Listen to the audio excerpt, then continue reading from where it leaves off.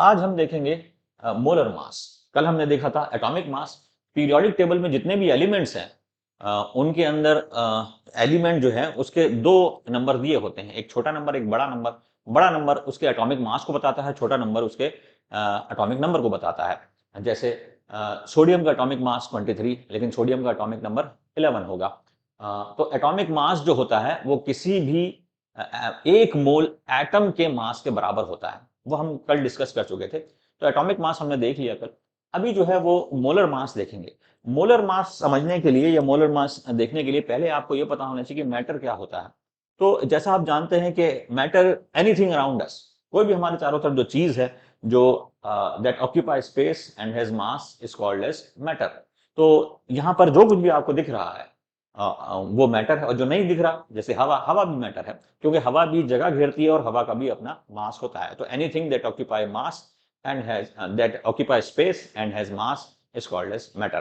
तो अब जो मैटर है वो बना होता है एटम का। ये हम देख चुके हैं कि unit of matter is atom. हर चीज जो है वो जो कंपोजिंग यूनिट है वो बनी होती है एटम की। हर चीज एटम की बनी होती है, जो कि डाल्टन का कॉन्सेप्ट है कि atom is indestructible indivisible unit of matter.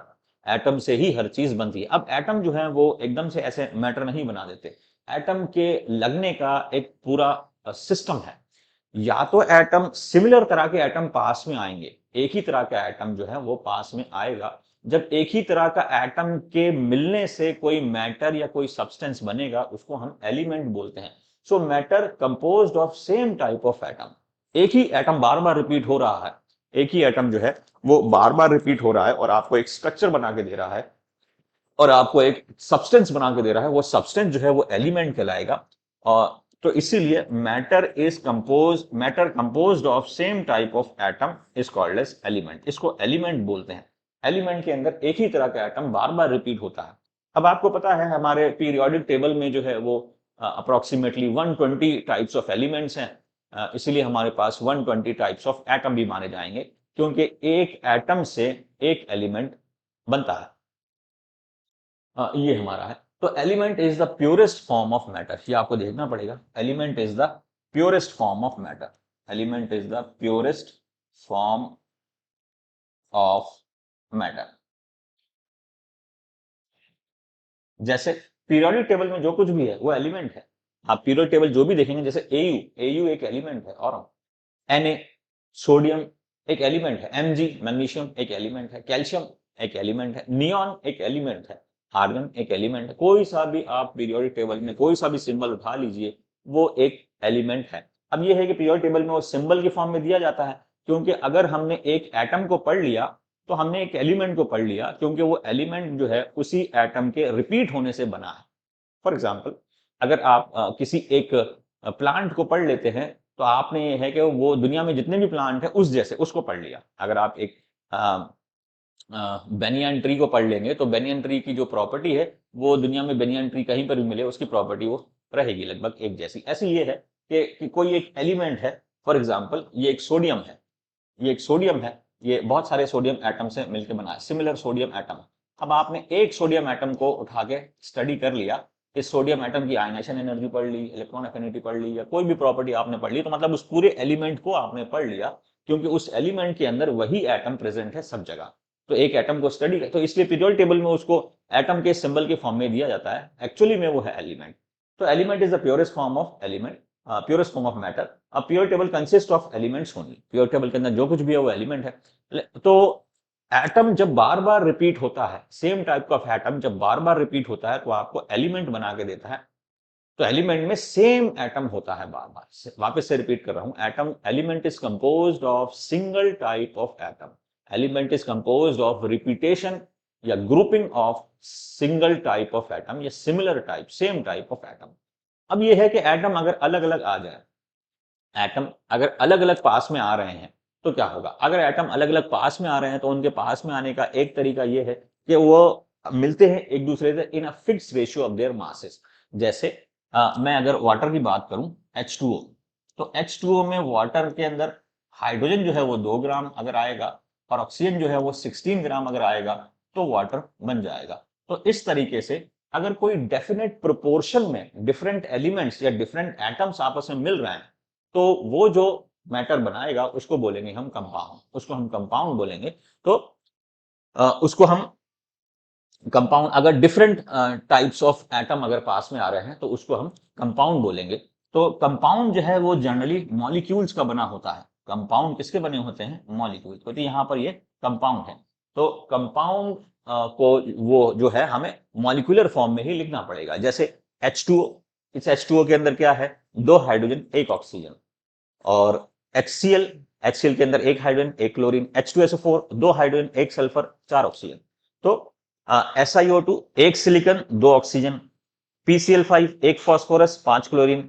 SF6 1 sulphur 6 fluorine. HNO3 1 hydrogen 1 nitrogen 3 oxygen.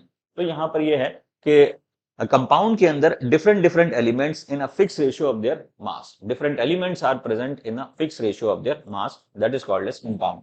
अब कंपाउंड जो है वो मॉलिक्यूल की फॉर्म में ही रहता है।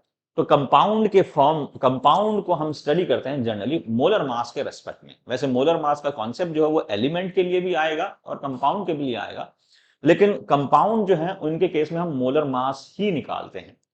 कंपाउंड के केस में हम मोलर मास ही निकालते हैं और एलिमेंट के केस में हम एटॉमिक मास से अपना काम चला लेते हैं। थोड़ा सा और इसके अंदर डिफरेंस देखते हैं। जैसे ये हमारा कोई भी सपोज करिए एटम है, ये एक एटम है, ये ऐसे ये सिमिलर एटम्स आपस में लग रहे हैं, तो ये आपको एलिमेंट बना के देंगे। ये एलिमेंट बना दिया इन्होंने, एलिमेंट। अब ये जो है, ये एलिमेंट जो बना है वो या तो बहुत सारे एटम आपस में लग जाए, जैसे कि मेटल में होता है। मेटल में क्या होता है, जैसे कि आयरन है, ये आयरन का एक टुकड़ा ले लिया मैंने, ये आयरन का एक पीस ले लिया, तो इसके अंदर जो है ये एटम ही एटम है आयरन के। ये एटम एक साथ जो है वो उनकी जो है ग्रुपिंग हो गई है, तो ये आपको एलिमेंट बना के देगा। नहीं तो क्या होता है, कई बार एटम्स जो हैं वो ग्रुप्स में रहते हैं और वो फिर ग्रुप्स आपस में अरेंज होते हैं। तो ये मैं जैसे आयरन की बात करूं तो इसमें सारे एटम जो हैं वो आयरन के ही हैं। लेकिन अगर मैं बात करता हूं ओजोन एलिमेंट की, O3, ओजोन एलिमेंट की बात करता हूं, तो ओजोन एलिमेंट में क्या है कि 3 ऑक्सीजन, ओ ये ऐसे 3 ऑक्सीजन एक ग्रुप बनाएगा, फिर ऐसे यहां पर दूसरा ग्रुप भी होगा। तो यहां पर एटम्स जो है वो ग्रुपिंग की फॉर्म में रहते हैं और फिर वो ग्रुप्स जो है वो आपस में पास में आते हैं। तो इसको मैं बोलूंगा ये एक मॉलिक्यूल बना है, ये एक मॉलिक्यूल, मॉलिक्यूल और मॉलिक्यूल, मॉलिक्यूल, ये यहां पर ये मॉलिक्यूलर एलिमेंट कहलाएगा। ये एलिमेंट का मॉलिक्यूल है। और अगर एटम जो है अगर एलिमेंट जो है वो अपने एटम की फॉर्म में रहता है तो वो एटॉमिक जो है फॉर्म में रहेगा। जैसे कार्बन के अंदर भी जो है वो डिफरेंट एटम्स आपस में पास में आते हैं, वो लगते हैं। या ग्रेफाइट जो है वो भी डिफरेंट एटम्स जो आते हैं, तो वो एटॉमिक फॉर्म ऑफ एलिमेंट कहलाएगा और ये मॉलिक्यूलर फॉर्म ऑफ एलिमेंट कहलाएगा। तो ये एलिमेंट के लगने का तरीका है, ये एलिमेंट के बनने का तरीका है। अब जैसे तो ये मॉलिक्यूल्स हैं। अब जैसे कंपाउंड जो है, कंपाउंड के अंदर क्या है, कंपाउंड के अंदर दो अलग अलग एलिमेंट्स आपस में, दो या दो से ज्यादा एलिमेंट, जैसे वाटर की बात करें तो यहां पर मैं लिख देता हूं कंपाउंड, कंपाउंड, कंपाउंड। तो कंपाउंड में क्या है, जैसे दो एलिमेंट है हाइड्रोजन और ऑक्सीजन, तो ये फिक्स रेशियो ऑफ मास में आएगा। यहां पे हाइड्रोजन और ऑक्सीजन का अगर हम मास रेशियो देखें, मास रेशियो, मास रेशियो अगर हम देखें हाइड्रोजन और ऑक्सीजन का, तो हाइड्रोजन यहाँ पे 2 ग्राम्स है, क्योंकि एक हाइड्रोजन का जो मास होता है वो 1 होता है, तो 2 हाइड्रोजन है इसमें, तो इसका मास 2 हो जाएगा। ये आपको और अभी लेटर स्लाइड्स में समझ में आ जाएगा। तो हाइड्रोजन यहाँ पे 2 ग्राम है और ऑक्सीजन जो है वो 16 ग्राम है, तो यहाँ पे जो रेशियो आ जाएगा 1:8। तो जब कभी हाइड्रोजन और ऑक्सीजन 1:8 के मास रेशियो में लगेगा तभी वाटर बनेगा। अगर आप इस रेशियो को डिस्टर्ब करना चाहो कि मैं जो है वो हाइड्रोजन को बढ़ा देता हूं और ऑक्सीजन को कम कर देता हूं, तो ऐसा कभी नहीं होगा। Compounds are formed in a fix ratio of masses of different elements. Different element जो हैं वो अपने फिक्स रेशियो ऑफ मास में ही लगेंगे जब भी कंपाउंड बनेगा, नहीं तो कोई भी कंपाउंड नहीं बन पाएगा। अगर आप वाटर के अंदर हाइड्रोजन को बढ़ा दो तो उसी रेशियो में ऑक्सीजन को बढ़ाना पड़ेगा जब जाके वाटर बनेगा, या हाइड्रोजन को अगर आपने कम करा है तो ऑक्सीजन को भी उसी रेशियो में कम करना पड़ेगा। कुल मिला के रेशियो यही होना चाहिए, 1:8 का मास रेशियो होना चाहिए, जिसमें हाइड्रोजन 1 ग्राम और ऑक्सीजन जो है वो 8 ग्राम। अगर ये 10 ग्राम है तो वो 80 ग्राम होना चाहिए जब जाके ये बनेगा। लेकिन अगर आप ये रेशियो ये कर ये 11 ले लिया और ये 80 ले लिया तो वाटर नहीं बनेगी, तो वाटर नहीं बनेगा। फिर ये है कि वाटर जो है वो फिर 10 ग्राम और 80 ग्राम से ही बनेगा और 1 ग्राम हाइड्रोजन जो है वो आपका वेस्ट हो जाएगा। ये यहाँ पर ये तो compounds are formed when two और more than two elements are present in the fixed ratio of their masses. Element में वो चीज नहीं है। एलिमेंट में ये है कि एटम जो है, अगर एटॉमिक एलिमेंट है तो एटम कितने भी आ सकते हैं, और अगर मॉलिक्यूलर एलिमेंट है तो एलिमेंट के अंदर वो मॉलिक्यूल कितने भी आ सकते हैं। यहां पर ये है कि अगर कंपाउंड है तो उसके अंदर एटम्स का मास जो है वो फिक्स है।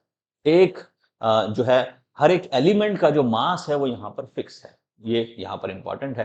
तो हमारा जो मैटर है वो या तो एलिमेंटल फॉर्म में रहेगा, जैसे हमने यहां पे देखा मैटर जो है हमारा हमारा तो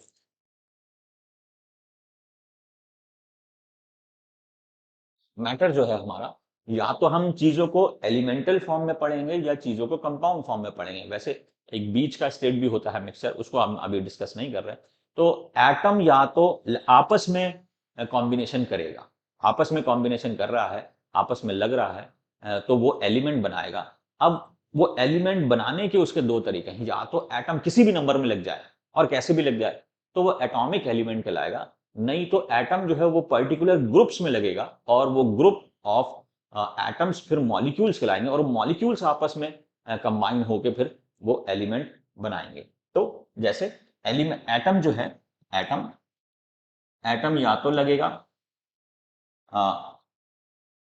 any number of atom can unite, any number of atoms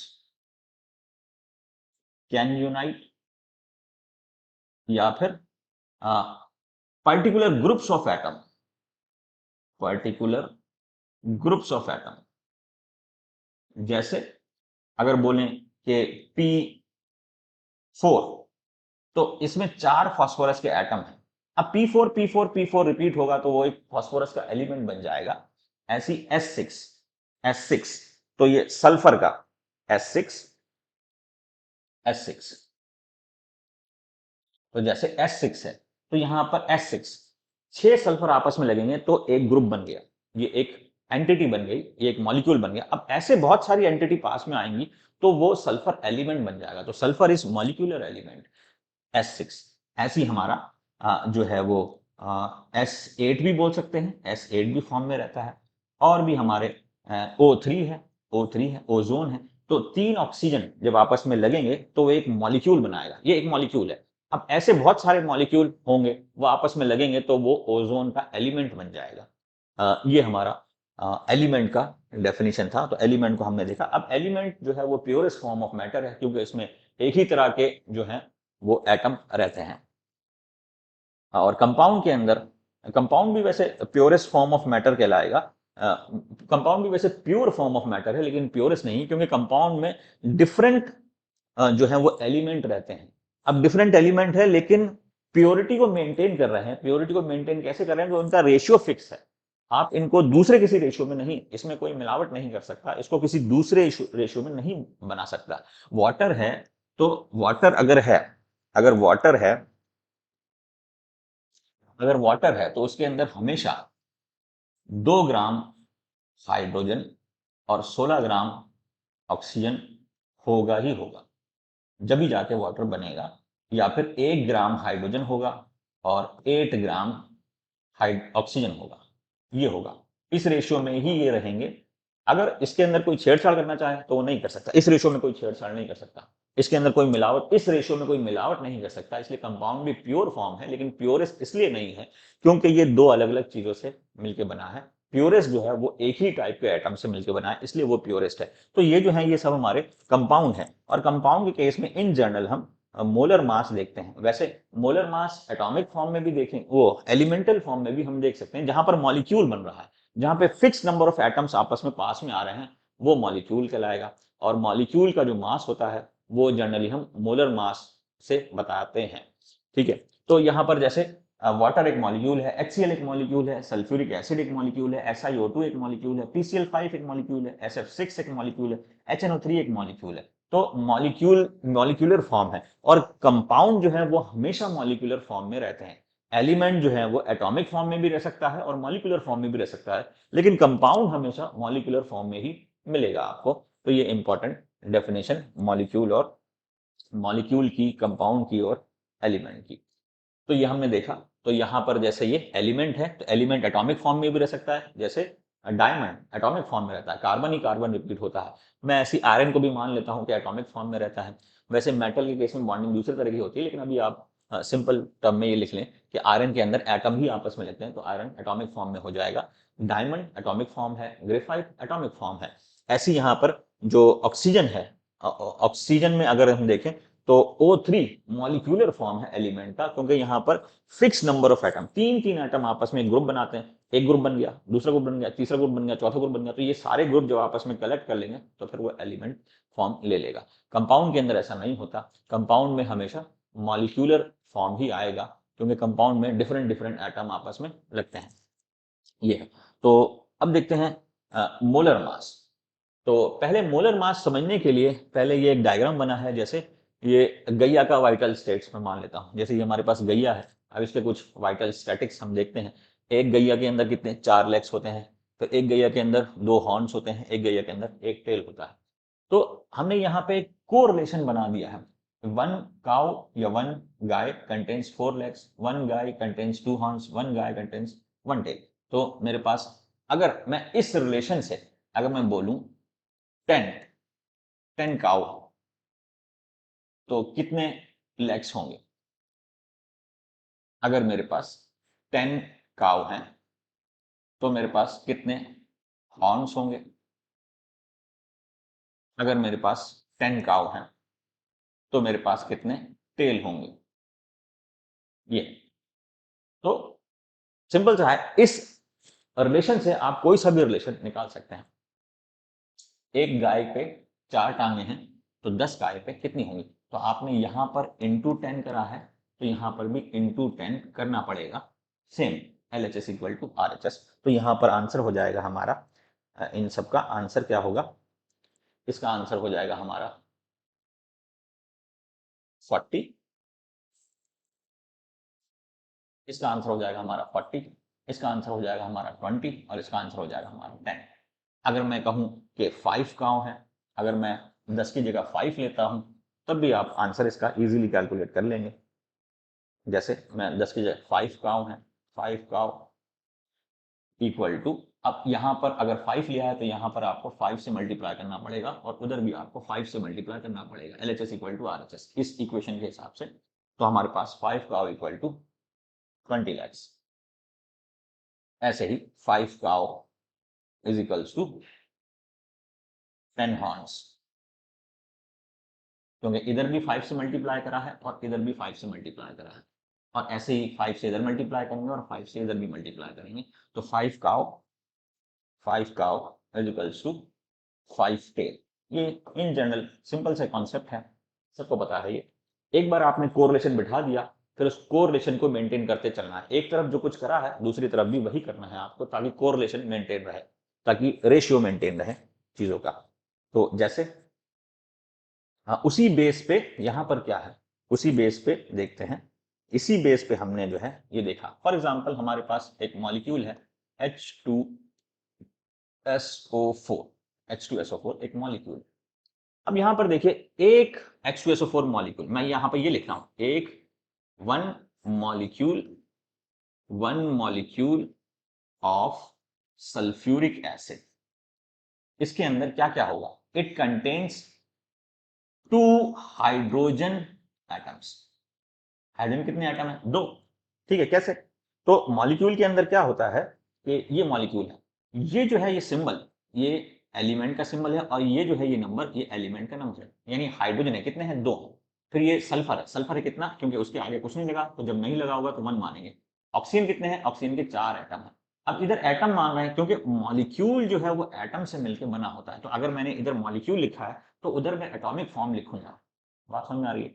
तो ऐसे ही एक molecule, molecule one molecule of H2SO4, H2SO4 contains one sulfur atom, एक सल्फर एटम है इसके अंदर। या फिर मैं ये बोल सकता हूं कि वन मॉलिक्यूल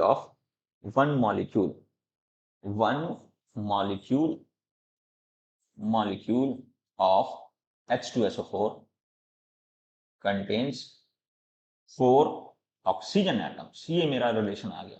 आपको मॉलिक्यूल को एटम से कोरिलेट करना है, ये ध्यान रखें आप, क्योंकि मॉलिक्यूल बना होता है एटम से, कि different when different atoms combine together in a fixed ratio of their mass, then it result into the formation of a compound molecule। तो ये हमने देख लिया। अब क्या है, इसके बेस पे मैं यहाँ रिलेशन बन गया है मेरा, तो इसके बेस पे मैं अब कुछ भी कर सकता हूं। जैसे अगर मैंने यहां मोल लगाया है तो उधर भी मैं मोल से मल्टीप्लाई करूंगा, तो जो कुछ मल्टीप्लाई लेफ्ट साइड करा है वही मल्टीप्लाई आप राइट साइड कर देंगे। मतलब क्या है कि 1 मोल, अगर मैं यहाँ पे मॉलिक्यूल की जगह जैसे मैं बोलता हूं 1 मोल मॉलिक्यूल, जैसे यहां मैंने मल्टीप्लाई कर दिया 1 मोल का, 1 mole molecule of H2SO4 contains what, 2 mole atoms of hydrogen. तो मैं यहां लिख देता हूं, हाँ, जैसे ये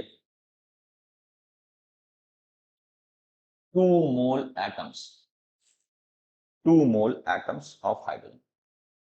2 मोल, मैंने यहां पे मोल का मल्टीप्लाई करा है, तो वहां पर भी मोल का मल्टीप्लाई होगा, 2 मोल एटम्स। ठीक है, पहले एक मॉलिक्यूल में 2 एटम थे, तो एक मोल मॉलिक्यूल में 2 मोल एटम आ जाएंगे। ऐसे यहां पर 1 मोल मैंने यहां मल्टीप्लाई करा है, 1 mole molecule of H2SO4 contains 1 mole atom of sulphur, 1 mole atom of sulphur. ये वापस से इसको हटा देता हूं, 1 mole atom of sulphur, 1 mole atom of sulphur, 1 mole atom of sulphur. तो यहां एक मोल मल्टीप्लाई करा, यहां पर भी एक मोल मल्टीप्लाई करा, यहां पर एक मोल वापस मल्टीप्लाई करूंगा तो उधर भी एक मोल मल्टीप्लाई करूंगा, बाकी सब चीज अपनी जगह रहेगी। तो ऐसे ही 1 mole molecule, 1 mole molecule of H2SO4 is equal to 4 mole atoms of oxygen. ये ध्यान रखना आप, ठीक है, समझ में आया? अब ऐसे हम दूसरा देख लेते हैं, जैसे ये हमने देखा CaCO3, ये एक मॉलिक्यूल माने, तो मॉलिक्यूल बना होता है एटम से।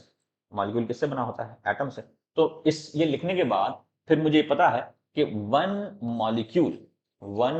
Molecule of CaCO3 is equal to या contains 1 atom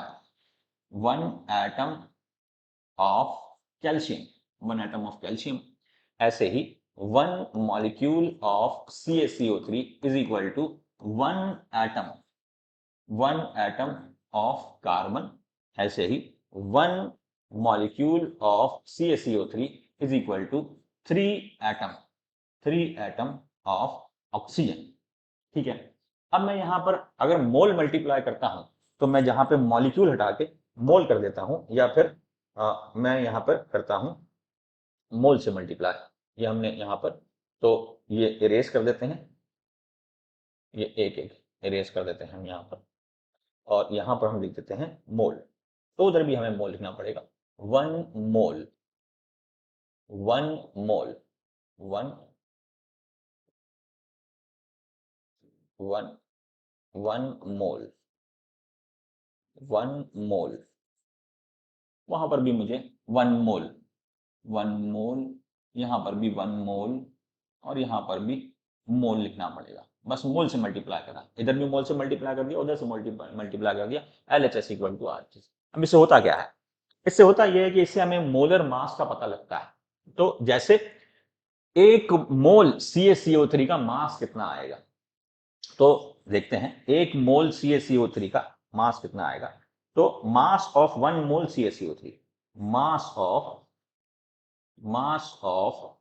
1 mole CaCO3 is equal to sum of atomic masses of all the element, yes, sum of atomic masses of all the atoms inside this molecule। अब इस molecule में calcium के कितने atom हैं? 1 मोल। Carbon के कितने हैं? 1 मोल। Oxygen के कितने हैं? 3 मोल। अब आपको पता है कि 1 मोल कैल्शियम का जो मास है उसके एटॉमिक मास के बराबर होगा। तो मैं ये बोलूंगा सम ऑफ, या ऐसे बोल दें summation of mass of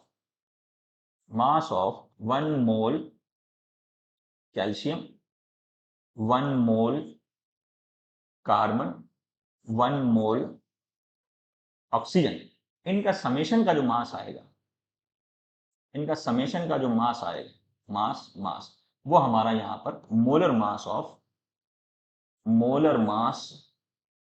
of CaCO3 आएगा, कैल्शियम कार्बन। ठीक है, तो जितने भी एटम है उन सबका मास का सम कर देंगे और वही हमारा मॉलिक्यूल के अंदर जितने भी एटम है उन सबके मास का सम कर देंगे, वही हमारा मोलर मास आ जाएगा। तो देखते हैं 1-2 क्वेश्चन इस पे। जैसे ये है कि मोलर मास ऑफ H2O मुझे निकालना है, तो सबसे पहले तो आप H2O लिख लीजिए। तो जैसे H2O लिखा, H2O, तो हमें पता है one molecule of H2O contains two atoms of hydrogen and one atom of oxygen। ये है हमारे पास। अब यहां पे मैंने लिख दिया 1 मोल मॉलिक्यूल, मैंने यहां पे लिख दूंगा 1 मोल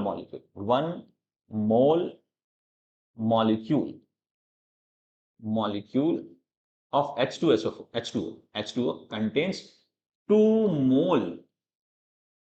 mole atom of hydrogen and 1 mole atom of oxygen, 1 mole atom of oxygen। अब ये है कि इसका जो मास है, mass of 1 mole molecule of hydrogen is equal to molar mass of 1 mole molecule of H2O is equal to molar mass of H2O। और वो किसके बराबर आएगा? वो आएगा इन सबके मास के सम के बराबर। तो यहां पर 2 मोल एटम ऑफ हाइड्रोजन, अब 1 mole of atom of hydrogen atomic mass के बराबर, तो 2 मोल एटम ऑफ हाइड्रोजन 2 मोल के एटॉमिक मास के बराबर, यानी 2 ग्राम हो जाएगा ये, 2 ग्राम। अब 1 मोल ऑक्सीजन का एटम कितना होता है? 16 ग्राम। किसी भी एलिमेंट का जो 1 मोल एटम है वो उसके एटॉमिक मास के बराबर होता है। तो यहां पर हम कर देंगे 16 ग्राम प्लस 2 ग्राम यानी कि 18 ग्राम्स, ये हमारा आंसर हो जाएगा। यानी वाटर का जो मोलर मास है वो 18 ग्राम्स हो जाएगा। अब इसी के अंदर दूसरा देखें, देखिए आप एक बार, इसके अंदर दूसरा देखें। दूसरे के अंदर क्या है? जैसे C6H12O6 है, ये है हमारा ग्लूकोज। अब ग्लूकोज में क्या है? जैसे मैं यहां पे लिखूं 1 molecule of C6H12O6 contains 6 carbon atoms. Molecule अगर लिखा है तो आप एटम लिखेंगे, 6 कार्बन एटम, या फिर 1 molecule of C6H12O6 contains 12 hydrogen atoms, या फिर 1 molecule of C6H12O6 is equals to 6 oxygen atom. अब मैं इधर लिख देता हूं 1 मोल मॉलिक्यूल, मैं यहां पे लिख देता हूं 1 मोल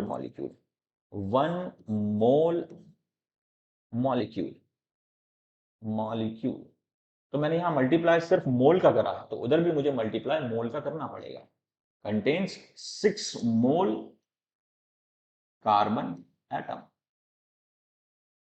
कंटेन्स 12 मोल हाइड्रोजन एटम्स, कंटेन्स 6 मोल ऑक्सीजन एटम्स। ये है मेरे पास।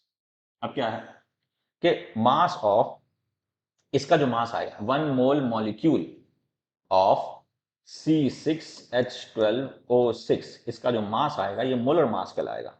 Molar mass, molar mass of C6H12O6, और वो कितना होगा इन सबके मास के सम के बराबर। यानी कि अब 1 मोल कार्बन का मास कितना होता है? 1 मोल कार्बन का मास कार्बन के एटॉमिक मास के बराबर यानी 12 ग्राम।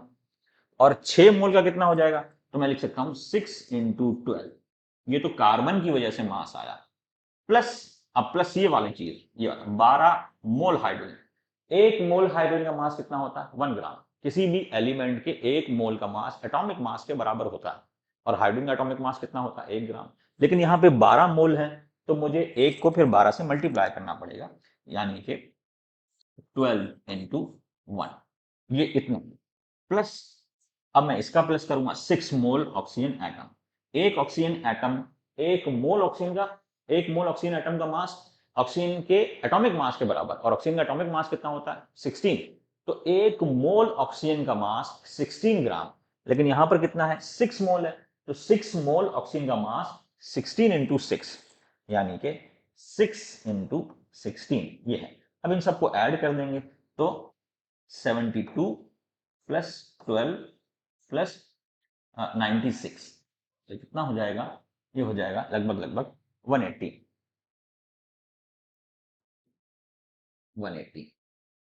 ग्राम। So 180 gram is the molar mass of glucose. ये ग्लूकोज है हमारा C6H12O6। Glucose, glucose is equals to 180 gram is the molar mass. Water का कितना आया? ये आया 18 ग्राम्स। ऐसे ही मोलर मास ऑफ ओजोन। अब ओजोन क्या है? एलिमेंट है। ऊपर वाले दोनों कंपाउंड, क्योंकि अलग अलग एलिमेंट से बने, और नीचे वाला जो ओजोन है वो एक ही तरह के एटम से बना है। तो एक ही तरह के एटम से जो ग्रुपिंग होती है वो कहलाती है एलिमेंट। तो ओजोन के अंदर कितने ऑक्सीजन है? 3। तो यहां पर 3 इंटू 16, यानी अगर बोलेगा 1 मोल O3 के अंदर कितने एटम्स हैं, तो 3 मोल ऑक्सीजन एटम्स हैं। अब 1 मोल ऑक्सीजन का मास 16, तो 3 मोल ऑक्सीजन का मास 3 इंटू 16, यानी कि 96, सॉरी ये हो जाएगा 848 48 ग्राम्स इसका मोलर मास है, हाँ, O3 का। तो मोलर मास जो है वो एलिमेंट के लिए भी निकल सकता है अगर एलिमेंट मॉलिक्यूल की फॉर्म में है, नहीं तो कंपाउंड में तो हम मोलर मास ही निकालते हैं, क्योंकि कंपाउंड मॉलिक्यूल में ही रहता है। कोई एक एलिमेंट जो है वो मॉलिक्यूल में भी रह सकता है, एटम की फॉर्म में भी रह सकता है। ये है हमारा बेसिक कॉन्सेप्ट अभी तक मोलर मास निकालने की। देखते हैं आगे कुछ यहाँ पर एग्जाम्पल है। जैसे हमें निकालना है calculate the molar mass of given compound. पहला हमारा कंपाउंड है ये जिरकोनियम सिलिनेट, इसका नाम है जिरकोनियम सिलिनेट, लेकिन अभी हम नाम पे ध्यान नहीं दे रहे हैं, हम देख रहे हैं इसका मोलर मास। तो देखिए इसके अंदर क्या है, जब भी ये ऐसा मॉलिक्यूल लिखा होता है तो आपको क्या करना है, नंबर ऑफ एटम्स निकालने हैं, या मैं इसका 1 मोल मान रहा हूं क्योंकि मुझे यहाँ पर मोलर मास निकालना है। तो मोलर मास हमेशा 1 मोल के लिए निकलता है, तो 1 मोल जिरकोनियम सिलिनेट मान रहा हूं मैं। अगर एक जिरकोनियम सिलिनेट है तो उसके अंदर एक जिरकोनियम एटम, लेकिन 1 मोल जिरकोनियम सिलिनेट है तो उसके अंदर 1 मोल जिरकोनियम, 1:1 का रेशियो आएगा। अगर इधर 1 मोल, अगर इधर 1 मॉलिक्यूल है तो इधर 1 एटम आएगा, इधर 1 मोल है, 1 मोल मॉलिक्यूल है तो इधर 1 मोल एटम आएगा, या जो भी रेशियो है हमारे पास उस हिसाब से। यानी जिरकोनियम सिलिनेट जब आप वैसे इसके करेंगे तो इसको लिखने का मतलब ये है, जो ब्रैकेट जो है, ब्रैकेट के बाहर जो टर्म है वो अंदर से मल्टीप्लाई होती है। यानी कि वैसे इस पूरे मॉलिक्यूल में जिरकोनियम कितना है, तो मैं लिख सकता हूं 1 molecule of ZrSeO3 whole twice. इसके अंदर क्या है, 1 जिरकोनियम एटम है, 1 जिरकोनियम एटम। सिलेनियम कितना है, ये सिलेनियम है, तो सिलेनियम कितना है, तो 2 इधर मल्टीप्लाई होगा, 2 सिलेनियम एटम है इसमें। और ऑक्सीजन कितना है, तो ऑक्सीजन का फिर ये मल्टीप्लाई होगा, तो 6 ऑक्सीजन एटम्स हैं। ये मॉलिक्यूल लिया है तो इधर एटम लेना पड़ेगा, उधर मोल से मल्टीप्लाई करा तो ये भी सब मोल से मल्टीप्लाई होते चले जाएंगे। जैसे मैं लिख देता हूं यहां पर ये, तो यहां पर हम लिख देते हैं 1 मोल,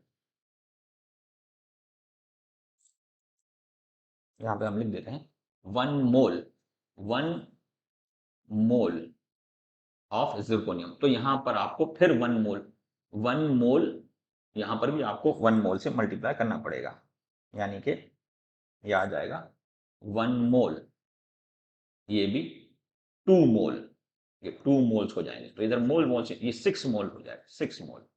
ठीक है, तो अगर आपने ऊपर मोल से मल्टीप्लाई करा तो नीचे भी मोल से मल्टीप्लाई करना पड़ेगा। ठीक है, तो इसको वापस से लिख लेते हैं कि 1 mole of ZrSeO3 whole twice contains 1 mole zirconium atom, या फिर contains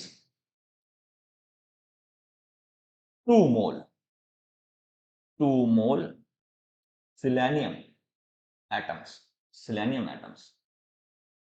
या फिर 6 मोल ऑक्सीजन एटम्स, ये है हमारा। तो यहां पर हमने मोल लिया है तो उधर भी हमें मोल में ही लेना पड़ेगा। अब इन सब का मास हम ऐड कर देते हैं। तो जिरकोनियम का एटॉमिक मास कितना है यहाँ पर 92 है। तो मैं, या फिर आप इधर 91.22 ले लीजिए, 91.22 ले लेते हैं, 91.22 जिरकोनियम का एटॉमिक मास 91.22 है। तो यहां पर हमने 91.22 मास हमने ले लिया है। इसके अंदर सिलेनियम का मास हम जोड़ देंगे, तो सिलेनियम के 2 मोल का मास, अब सिलेनियम के 1 मोल का मास कितना है 78.96, तो 78.96 इंटू 2 कर दिया क्योंकि 2 मोल है। ऑक्सीजन का मास कितना है 16, तो 16 इंटू 6 कर दिया क्योंकि 6 मोल है। अब इन सबको ऐड कर दिया, ये हमारा आंसर आ गया, सिंपल। तो ये मोलर मास निकालने का तरीका है। ऐसे ही हम दूसरा क्वेश्चन देखते हैं। दूसरा क्वेश्चन, जैसे NH4OH, तो एक मॉलिक्यूल अमोनियम हाइड्रोक्साइड है, तो एक मॉलिक्यूल अगर मैं लेता हूं तो मॉलिक्यूल को कोरिलेट करना है एटम से और मोल को कोरिलेट करना है मोल से ही। तो एक मोल मॉलिक्यूल में 1 mole nitrogen atoms, 1 mole molecule में 4 मोल हाइड्रोजन एटम्स, 1 मोल, फिर 4 और ये 5 आ जाएगा। 1 मोल अमोनियम हाइड्रोक्साइड में 5 मोल, क्योंकि 4 ये हैं और 1 ये है तो 5 हो गया, 5 मोल हाइड्रोजन एटम्स, 1 मोल अमोनियम हाइड्रोक्साइड में 1 मोल ऑक्सीजन एटम्स। अब इन सबका मास कर देंगे। अब हमारे पास क्या है, नाइट्रोजन कितना है 1 मोल, 1 मोल, तो वहां से नाइट्रोजन का एटॉमिक मास कितना है, नाइट्रोजन का एटॉमिक मास हमारा है ये यहाँ पर नाइट्रोजन का 14 है, तो 14 से मल्टीप्लाई कर दिया। अब हमारे पास 5 हाइड्रोजन, 5, एक हाइड्रोजन का मास कितना है 1, तो 5 से मल्टीप्लाई कर दिया। अब फिर हमारे पास ऑक्सीजन बचा, एक ऑक्सीजन है तो ऑक्सीजन को यही रखा, इन सबको ऐड कर दिया, तो हमारा 35.06 ग्राम पर मोल, यानी 1 मोल अमोनियम हाइड्रोक्साइड का मास कितना हो जाएगा, मोलर मास 35.06। सिंपल, ये है हमारा मोलर मास निकालने का तरीका। और देख लीजिए आप ये, अब ये यहां पर जैसे Ca2FeCN6.12H2O, ये पूरा कंपाउंड है हमारा। तो कैल्शियम 1 मोल, अगर मैं इसको 1 मोल मान रहा हूं, 1 मोल, तो इसका जो मास आएगा, mass is equals to molar mass आएगा, मोलर मास। तो 1 मोल ये कैल्शियम हेक्सासाइनोफेरेट है। हाँ, तो कैल्शियम हेक्सासाइनोफेरेट में 1 मोल कैल्शियम हेक्सासाइनोफेरेट में 2 मोल कैल्शियम, क्योंकि ये 2, तो 1 मोल कैल्शियम का मास कितना होता है, कैल्शियम के एटॉमिक मास के बराबर, हाँ ये 40 होता है, 40.08 ये दिया हुआ 30.08, तो ये 40.08 इंटू 2 कर दिया, जो भी वैल्यू आएगी वो हम निकाल लेंगे। आयरन कितना है, आयरन एक ही है, आयरन के अंदर कोई भी मल्टीपल नहीं। आयरन का एटॉमिक मास कितना है 55.85, 55.85 प्लस कर दिया। अब यहाँ पे कार्बन ब्रैकेट के अंदर है और ब्रैकेट के बाहर 6 है, तो 6 यहाँ मल्टीप्लाई होगा, यानी 6 कार्बन आ गए। एक कार्बन का मास कितना है? 12 ग्राम। तो 6 कार्बन का मास कितना आएगा? 12 इंटू 6 कर दिया। अब यहाँ पर नाइट्रोजन है, तो नाइट्रोजन भी ब्रैकेट में है और ब्रैकेट के बाहर 6 है, तो ये भी मल्टीप्लाई होगा। अब नाइट्रोजन कार्बन में सिर्फ एक एक था अंदर, तो बाहर से मल्टीप्लाई हो जाएगा, तो कार्बन भी 6, नाइट्रोजन भी 6। नाइट्रोजन का मास कितना है? 14। नाइट्रोजन का मास कितना है? 14.01, तो उसको फिर 6 से मल्टीप्लाई कर दिया हमने, 6 से। फिर हमारे पास 12 वाटर मॉलिक्यूल है, 12 वाटर मॉलिक्यूल। जब कभी ऐसा लिखा होता है तो आगे वाला नंबर इस पीछे वाले नंबर से मल्टीप्लाई होता है, यानी कि 24 हाइड्रोजन हो गया यहाँ पर। तो 24 हाइड्रोजन का मास हमने मल्टीप्लाई कर दिया, और ऑक्सीजन एक ही है, तो ऑक्सीजन फिर ये 12 से मल्टीप्लाई होगा, तो 12 ऑक्सीजन आ गए यहाँ पर। तो हमने ऑक्सीजन का 12 से मल्टीप्लाई करके 16 इंटू 12 कर दिया, और इस सबको ऐड कर लोगे तो आपका मोलर मास आ गया कैल्शियम हेक्सासाइनोफेरेट, ये टेराहाइड्रेट, यानी कि 12 मॉलिक्यूल हैं इसमें। तो ये हमारा मोलर मास इन कंपाउंड का हमने निकाला सिंपल तरीके से। क्या है ये, कुछ कुछ कंपाउंड के मोलर मास आपको याद होना ही चाहिए। जैसे यहाँ पर एसिटिक एसिड है, तो एसिटिक एसिड का फॉर्मूला क्या है? CH3COH। कार्बन कितने हैं इसमें? 2। एक कार्बन का मास 12, दो कार्बन का मास 24। ऑक्सीजन कितने हैं इसमें? 2। एक ऑक्सीजन का मास 16, दो ऑक्सीजन का मास 32, वो हमने ऐड कर दिया। हाइड्रोजन कितने हैं इसमें? 4। एक हाइड्रोजन का मास 4 और 4 का 4, उन सबको ऐड कर देंगे तो 60 ग्राम आएगा। ये आपको याद होना चाहिए, ये कैलकुलेट करने में नहीं आना चाहिए आपको। कैलकुलेट अगर आप वहां सॉल्व करने बैठ गए, कैलकुलेट करने बैठ गए, तो आपका टाइम कंज्यूम होगा। तो एसिटिक एसिड का मोलर मास 60 डायरेक्टली आपको याद होना चाहिए। हाइड्रोक्लोरिक का 36.5 के आसपास। सल्फ्यूरिक एसिड 98 ग्राम पर मोल। एसीटेट, एसीटेट आयन है ये, एसीटेट आयन। तो यानी एसिटिक एसिड का अगर आपको याद है तो एसीटेट का भी हो जाएगा, क्योंकि एसिटिक एसिड और एसीटेट में एक हाइड्रोजन का ही फर्क है। तो एसिटिक एसिड में से एक हाइड्रोजन माइनस कर दोगे तो एसीटेट बन जाएगा। एसिटिक एसिड कितना था? 60, तो एसीटेट का कितना हो जाएगा? 59। Ammonia 17 gram, nitric acid 63 gram, phosphoric acid again 98। Phosphoric acid और सल्फ्यूरिक एसिड का लगभग लगभग सेम होता है एटॉमिक मास। सोडियम फॉस्फेट इतना हमारा काम का नहीं। Calcium carbonate 100, very important. Ammonium sulphate ठीक है 132। फिर carbonic acid very important 62। Sodium bicarbonate important 84। Sodium hydroxide important approximately 40। Calcium hydroxide 74। Ethanol 46। Hydrobromic acid ये इतना इंपॉर्टेंट नहीं है। नाइट्रस एसिड ये भी इतना इंपॉर्टेंट नहीं है। Potassium hydroxide 56 and silver nitrate 169।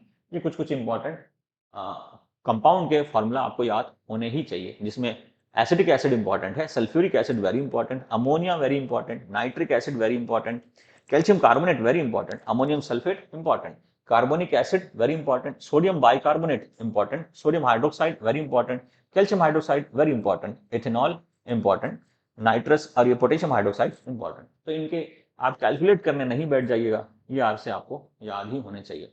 तो यहां तक हमने आज जो है वो मोलर मास के बारे में देखा। तो मोलर मास कैसे निकालते हैं और मोलर मास से कैलकुलेट करने का तरीका क्या है, ये हमने यहाँ पर देखा आज। फिर बाकी की स्लाइड में हम परसेंटेज कंपोजिशन देखेंगे।